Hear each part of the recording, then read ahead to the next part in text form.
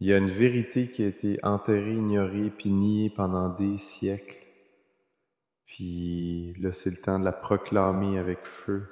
C'est le moment de la déclarer haut et fort, de la crier dans les rues, puis de la graver dans nos cœurs. Et cette vérité-là, la voici. Si t'es un Messie Yeshua, t'es un Israélite. C'est ça. Pas à cause de ta lignée de sang, ni de certificat de naissance, ni de ton nom de famille ou ton ADN. T'es un Israélite parce que tu as été greffé au peuple de l'Alliance, uni à l'olivier que Yahweh a planté il y a bien longtemps. L'arbre, c'est pas baptiste, méthodiste ou catholique. C'est l'arbre d'Israël, puis en Messie, c'est ça que t'es, non? Faut clair, Dieu n'a pas remplacé la nation d'Israël, il l'a élargi, non? Il n'a pas démoli la maison, il a ouvert les portes, là. Il n'a pas brisé l'alliance, il a élargi l'invitation. En Messie, ta famille s'est agrandie, les branches ont poussé, l'arbre a fleuri. Le même arbre, la même racine, les mêmes promesses portent maintenant du fruit dans toutes les nations, tribus et langues, comme Dieu l'a toujours voulu.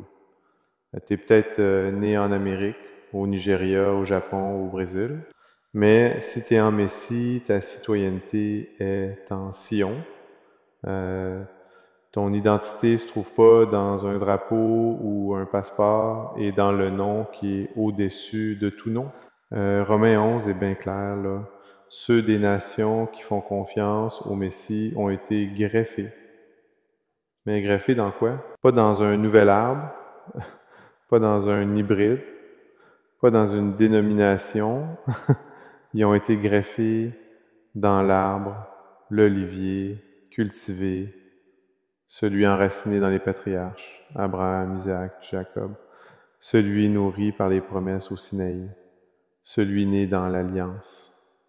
Puis maintenant, si t'es en Messie, t'es pas juste là à côté, là, t'es une branche de ce même arbre-là. Mais Paul donne aussi un avertissement, il dit « Sois pas arrogant envers les branches. Si tu l'es, rappelle-toi que c'est pas toi qui soutiens la racine, mais la racine qui te soutient. » Pourquoi c'est important? Parce que le christianisme, pendant trop longtemps, t'a fait croire que tu fais partie de quelque chose de nouveau, une église déconnectée d'Israël, de la Torah, de l'Alliance. Mais c'est faux, il n'y a pas une église pour les gentils puis une autre pour les juifs. Il y a juste un seul corps, un seul troupeau, un seul berger. Il n'y a pas de vie en dehors de la racine. Puis la racine, c'est Israël. Yeshua n'est pas mort pour créer une deuxième religion. Il est mort pour réparer ce qui était brisé, pour ramener les brebis perdues de la maison d'Israël, puis pour greffer les nations qui se joindraient à Yahweh par l'alliance. Galates 3,29, il dit « Et si vous êtes au Messie, alors vous êtes la descendance d'Abraham, héritier selon la promesse. » C'est ça ton identité, pas selon la chair, mais selon la promesse. Pas parce que tu es né en Israël, mais parce que tu es né de nouveau en Israël. Une renaissance spirituelle dans un peuple d'alliance bien réel. C'est pour ça que l'ennemi travaille fort pour te mêler de travail ton identité. Parce que si tu sais plus qui t'es, tu vas oublier ce à quoi tu es appelé. Si tu penses que tu es juste un visiteur dans la maison de Yahweh, tu vas pas agir comme un fils ou une fille, tu vas agir comme un invité. Tu vas marcher sur des œufs. Tu vas penser que les commandements sont juste pour les descendants physiques d'Abraham, puis pas pour toi aussi. Les commandements sont pour tous les enfants d'Abraham, que ce soit par naissance ou par adoption. Dans Nombre 15 et 15-16, Yahweh a dit à Israël, « Pour l'assemblée, il y aura une seule loi pour vous et pour l'étranger qui vit avec vous, une loi pour toujours. Vous puis l'étranger serez égaux devant Yahweh, une seule loi puis une seule règle pour vous et pour l'étranger qui vit avec vous. » Tu vois, une seule loi, un seul peuple, une seule norme, qu'ils soient nés dans le pays ou greffés, s'ils font partie de l'Alliance par le Messie Yeshua, alors la Torah est pour eux. Dis-moi, Église, est-ce que tu crois que Yahweh change? Tu crois que ses standards changent avec le temps? Ben non. Il est le même hier, aujourd'hui, puis pour toujours. Si tu es en Messie, si tu es né de nouveau, si tu l'as confessé comme Seigneur, puis que tu marches dans l'obéissance à ses commandements, alors tu n'es plus un étranger ni un outsider, tu es un citoyen d'Israël. T'es membre de la maison de Dieu, Éphésiens 2, 19. Donc, c'est pas juste la théologie, c'est ton identité, c'est ta destinée, c'est ton appel. T'es pas juste sauvé du péché, t'es sauvé pour quelque chose, pour un peuple, pour une nation, pour une sainte sacrificature. 1 Pierre 2, 9. Et c'est pour ça que l'ennemi te déteste. C'est pour ça que le monde ne te comprend pas. Parce que tu as été mis à part, appelé, sanctifié. Tu n'appartiens plus au monde, tu appartiens au royaume de Yahweh. Alors dis-moi, est-ce que tu te vois comme un Hébreu? Est-ce que tu vis comme un fils ou une fille de l'Alliance? Ou est-ce que tu as accepté une identité qui est en dessous de ce que la parole proclame sur toi? C'est le temps de reprendre quitter. Donc, pas basé sur la tradition, pas basé sur les dénominations. Là qu'on comprend qui on est, là qu'on sait qu'on est greffé en Israël, enfant d'Abraham, héritier selon la promesse, faut répondre à l'appel qui est sur nous. On n'est pas juste appelé à croire, on est appelé à être le reste. Regarde dans le livre de l'Apocalypse 12, 17. Le dragon est devenu enragé contre la femme, puis il est allé faire la guerre au reste de sa descendance, à ceux qui gardent les commandements de Dieu, puis qui ont le témoignage de Yeshua. Est-ce que, je pense que ça dit, c'est pas juste un groupe flou, c'est pas tous les croyants, c'est pas les chrétiens du dimanche matin, c'est pas le christianisme de façade, c'est un groupe bien précis, un reste, un peuple qui s'accroche au commandement puis au Messie. Pas juste l'un ou l'autre, les deux. Il y en a qui disent que les commandements sont pour les Juifs puis que la foi est pour les chrétiens. Voyons donc, c'est de la confusion, rien de moins. Le reste est pas divisé. Le reste marche comme Yeshua a marché. Puis Yeshua, lui, il a marché dans la Torah. Il a gardé le sabbat, il a célébré les fêtes, il portait des franges, il obéissait à son Père parfaitement. Puis il nous a appelés à le suivre, pas juste à l'admirer, pas juste à croire en lui, mais à marcher comme lui. Pourquoi le dragon déteste ce groupe-là? Parce que le reste est dangereux, le reste est obéissant, le reste témoigne de la vérité des Écritures, avec ses paroles puis avec sa vie. Puis l'ennemi est pas capable de supporter ça. Tu veux savoir pourquoi le monde devient de plus en plus hostile envers des croyants comme toi? C'est pas parce que t'es bizarre, c'est pas parce que t'es trop intense, c'est parce que tu fais briller une lumière dans les ténèbres. T'es un reproche vivant à un monde sans loi. T'es une épine dans le pied de Babylone. C'est pour ça que tu ressens la pression. C'est pour ça que des amis s'éloignent. C'est pour ça que ta famille te regarde de travers. Parce que t'es pas juste une autre voix qui suit la mode. T'es une voix qui crie dans le désert, préparez le chemin de Yahweh. Dis-moi, Église, est-ce que tu vis comme le reste? Est-ce que tu marches dans l'obéissance, même quand ça te coûte quelque chose? Tout le monde peut porter des franges quand c'est tendance. Tout le monde peut parler de la Torah quand c'est facile.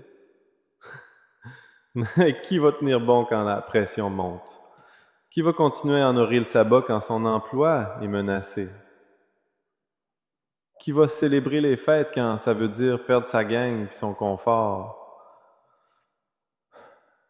Qui va s'accrocher au commandement puis au nom de Yeshua quand la persécution va frapper?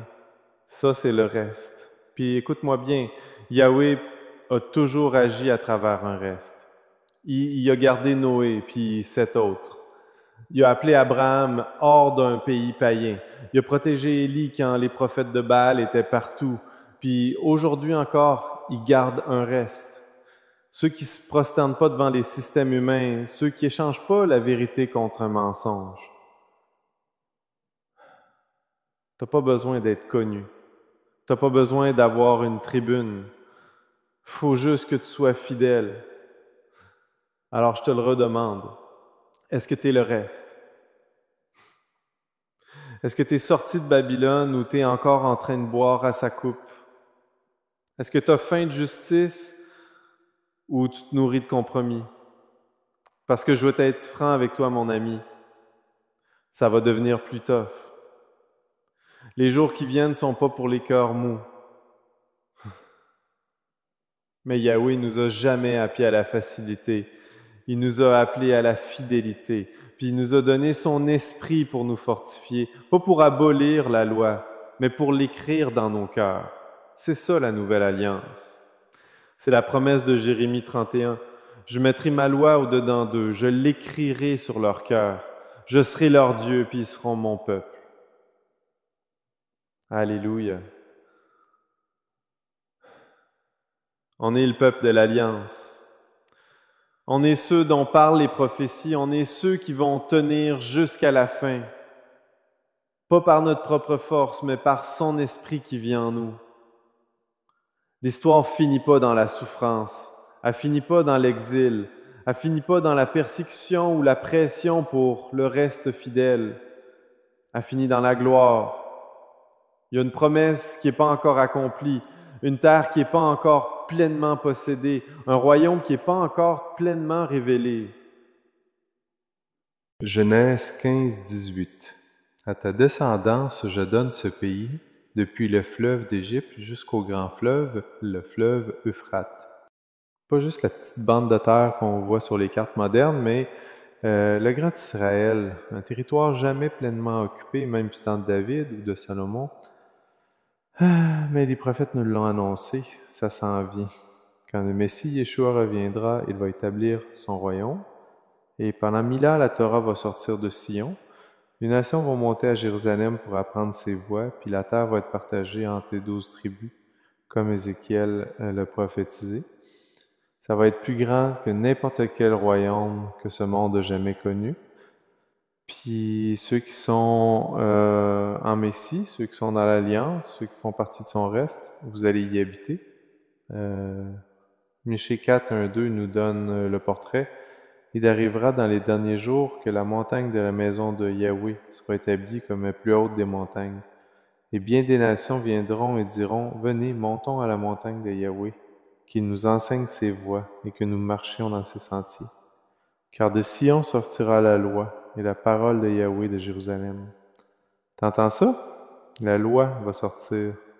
Pas juste la grâce, pas juste des sermons puis des chants. La Torah va être le fondement du gouvernement à venir. Si la Torah était une servitude, pourquoi ce serait elle la loi du pays dans l'ère à venir? Parce que c'est pas une servitude, c'est une bénédiction. Ézéchiel 47 et 48 nous disent que la terre va être divisée entre les 12 tribus d'Israël. Puis même les étrangers qui vivent parmi eux vont recevoir un héritage. C'est toi, c'est moi. Ézéchiel 47, 22 dit « Vous la partagerez en héritage pour vous et pour les étrangers qui résident parmi vous, et ils seront pour vous comme des enfants nés dans le pays d'Israël. Avec vous, ils recevront un héritage parmi les tribus d'Israël. » Gloire à Yahweh. Ce sont des greffés, des branches sauvages, le reste de chaque nation, tribu et langue qui se sont accrochés à l'alliance. Alors dis-moi, tu penses que Yahweh brise ses promesses? Tu crois qu'il a fait toutes ces déclarations par les prophètes juste pour les jeter à la poubelle quand Yeshua est ressuscité? Mais non, ses promesses sont solides, sa parole est éternelle. Le même Yahweh qui a dispersé Israël à cause de sa désobéissance va la rassembler dans la fidélité, puis il va inclure tous ceux qui ont été greffés par le Messie. Et non seulement on va habiter dans la terre, mais on va régner avec Yeshua. Apocalypse 26 dit Heureux et saint celui qui a part à la première résurrection. La seconde mort n'a pas de pouvoir sur eux, mais ils seront prêtres de Dieu et du Messie et régneront avec lui pendant 1000 ans. Tu entends ça? Prêtre et roi. C'est à toi, oui, toi tu vas régner avec le Messie, pas au ciel, sur un petit nuage, mais ici même, sur cette terre, dans le royaume restauré, de Jérusalem à l'Euphrate, de Dan à Beersheba. Mais qui va régner? Les fidèles, les obéissants, ceux qui marchent dans les commandements et qui gardent le témoignage de Yeshua. T'es pas sauvé par l'obéissance, mais t'es sauvé pour l'obéissance. Puis ceux qui sont fidèles maintenant vont recevoir l'autorité plus tard. Alors qu'est-ce qu'on fait avec tout ça? On vit maintenant comme des citoyens de ce royaume. On marche maintenant comme des enfants de la promesse. On obéit maintenant, pas pour être vu, pas pour être applaudi, mais parce qu'on l'aime, parce qu'il est notre roi maintenant, pas juste plus tard. Que le monde se moque, que la religion accuse, que les amis s'éloignent. Tu vis pas pour leur approbation, tu vis pour l'héritage d'Israël, tu vis pas pour l'homme, tu vis pour le retour du roi. Alors lève-toi, reste, lève-toi greffé, lève-toi enfant d'Abraham par la foi. La terre arrive, le royaume est proche, tes promesses sont certaines. Et la vraie question c'est, est-ce que tu vas persévérer? Reste fidèle, reste obéissant, tiens bon au nom de Yeshua. Marche dans toute la parole de Dieu.